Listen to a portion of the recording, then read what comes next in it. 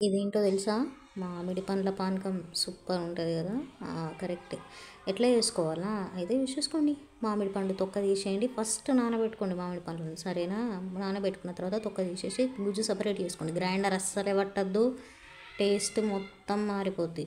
ఇలాచీ పొడి, కుడక పొడి, చక్కెర వేసి మొత్తం మిక్స్ చేసేయండి. తర్వాత దోశలైనా పూరీలైనా అట్లయినా ఏదన్నా వేసుకోండి. అట్లు మాత్రం సూపర్ ఉంటాయి. దోశలు అయితే మా అమ్మకి ఇష్టం కాబట్టి మా అమ్మ కోసం చేసిన, అందరికీ నచ్చుతుంది. ఏది వేసుకున్నా సూపరే.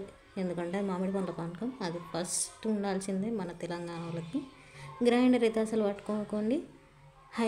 అన్హైజీన్ మాత్రం పెట్టుకోకండి. గ్లౌజులు వేసుకొని రొట్టెలు వేసుకోలేం కదా, ఇది కూడా అంతే. గ్లౌజ్ వేసుకొని మామిడి పండ్ల పానకం చేయలేము.